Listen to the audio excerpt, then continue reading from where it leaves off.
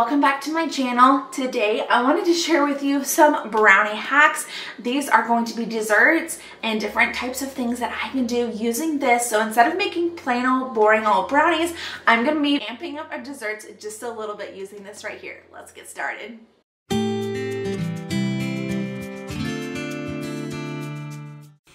Okay, the first thing we're going to be making is some brownies with some Oreos in it. So I just called this like an Oreo brownie blast. So there's several different ways that we can do this. I kind of went like just the easier route. So I'm just going to make brownies just normal, whatever the back of the box says. That's what I went ahead and did. So mine just calls for water, eggs, and a little bit of oil. And then just giving that a good stir, getting all those lumps out.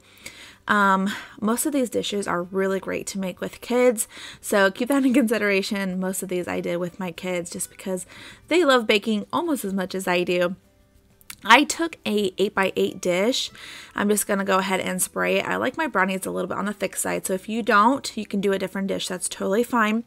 I just put half of my brownie batter at the very bottom, and then I have some Oreos. I think I have about like a whole package of just like regular Oreos. So I just used up probably about 12 Oreos here.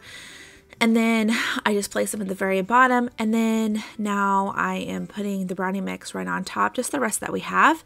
And then I'm just going to spread that out so it's nice and even. And I kind of have to like push the Oreos down just so they stay submerged into that batter. I don't want it to rise to the top. I just don't. Another way that you can do this is kind of crush all of your Oreos and just mix it in with your batter. I think that would be delicious if you guys kind of like that. I think if I were to do this again, that is exactly how I would do it. I just cook these how the back of the box said. So mine said 350 for about 45 to 55 minutes. This is how it came out.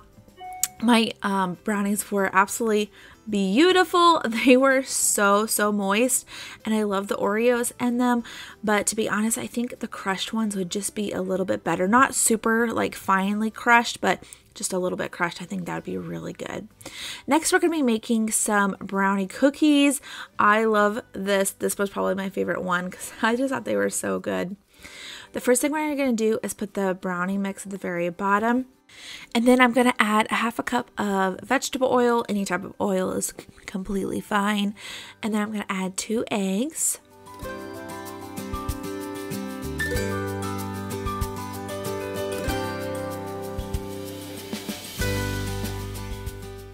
And then with my spoon, I'm just going to stir that together. Kind of have to go slow just so none of my batter, spreads all over my tablecloth there. And then the next thing I'm going to do once that is all stirred together, I'm going to take 1 cup of chocolate chips. And I did use the mini ones. And then just make sure that that's stirred completely through. And now I'm ready to put this onto my cookie sheet. I do think it's better if you put this in the refrigerator for about 2 hours before putting them onto the cookie sheet. You do want to bake this in the oven at 350 for about 9 minutes, and this is what it'll turn out to look like after they are all done. I like the ones that were a little bit underdone. I don't know. I just like cookies that are just a little bit on the chewy side, nice and soft. If you guys like yours a little bit more hard, then definitely leave them in there for a couple more minutes. This was so good. Like, I liked this better than a chocolate chip cookie, which is crazy to say, but these were phenomenal.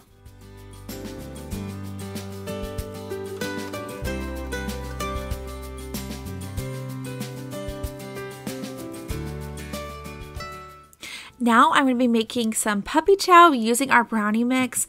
So to a medium bowl, I'm going to go ahead and melt 2 cups of mini chocolate chips. You guys can do whatever type of melting chocolate that you want. I just had this on hand, so I just added a little bit of milk to mine, and then we melted it that way. Now I'm going to take a really big mixing bowl, and you're going to need 6 to 8 cups of Chex Mix. I just had 6. That's like the rest of the container, or that's the rest that I had in the box.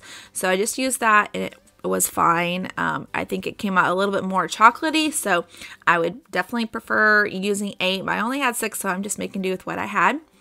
And then I just poured the chocolate chips right on top of that since they were melted, and you just want to make sure that that is mixed through properly. Make sure that all of that chocolate is melted all over your Chex Mix.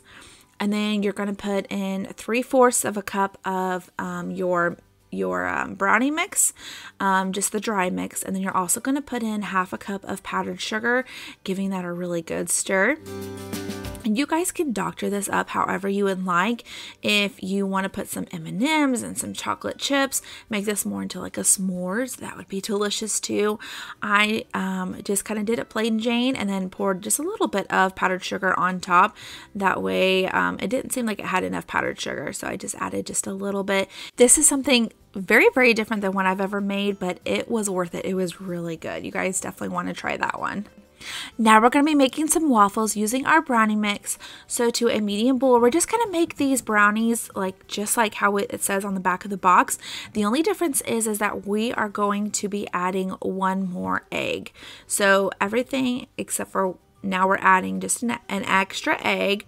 So we have our water, we have our eggs, and we have our oil, giving that a really good stir, getting that well combined.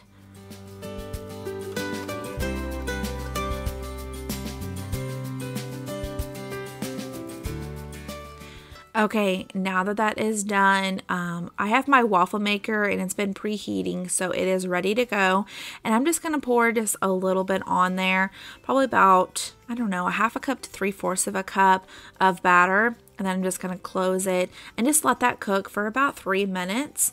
When I took it off, it was kind of soft, and so I was unsure of the texture on it, but you just want to let it cool for just about a minute, and then it's going to harden up to be like that really good texture that you're going to want from a brownie, also from a waffle. I don't really like my waffles kind of like flimsy. I like them to be firm, but not like too crispy or anything like that. So they were the perfect texture, and I actually put mine with some ice cream. I made this into like a little bit of a dessert. So I'm just putting some syrup on top.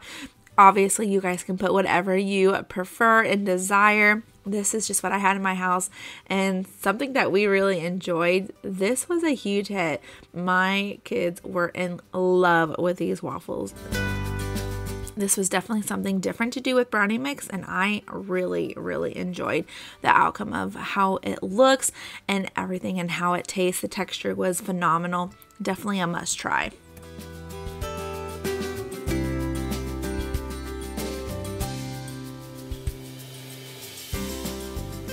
Okay, for the last one, we're going to be making this cherry brownie cheesecake. Definitely something different that I've never done before, but it turned out really, really good. So we're just going to, once again, make our brownies exactly how the back of the box says. I love using all these brands just because I actually prefer their baked box mixes. I think they're really good, even better than like Walmart's. So I don't know. I just really enjoy the Ollie's one. So I'm just going to go ahead and mix all the ingredients, the eggs, the water, and the oil, giving that a really good stir, getting all those lumps out.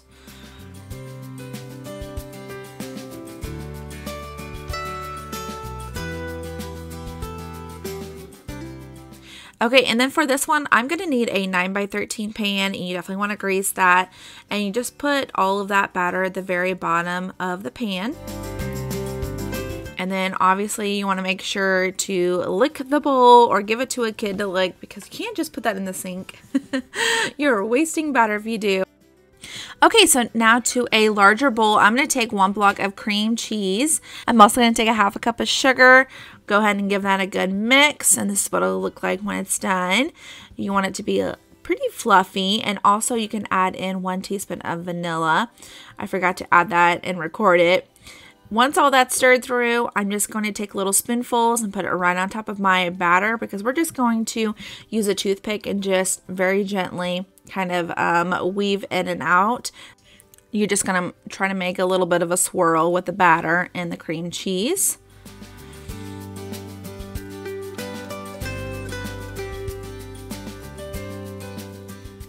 Okay, and then I have a can of cherry pie filling that I'm just going to place right on top of that. And then I'm just going to take a spatula and very gently just put that right on top. I'm also just kind of going to go through the cream cheese because I feel like there's just like little blobs of cream cheese and I don't want that in my brownie mix.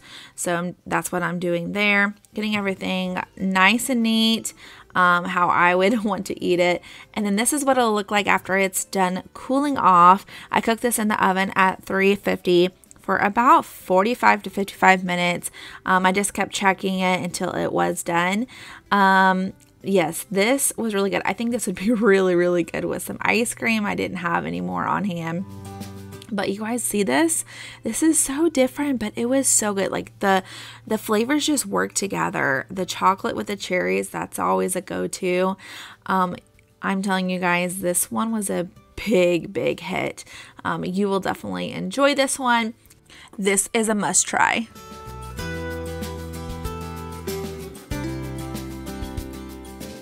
Thanks so much for watching this video. I really hope that you enjoyed all the different brownie hacks that I was able to do. I hope that you enjoyed it. Let me know if you guys do any of these brownie hacks. I'd love to know and I'd love to hear from you guys. Thanks so much for watching this video. I'll see you in the next one. Bye, y'all.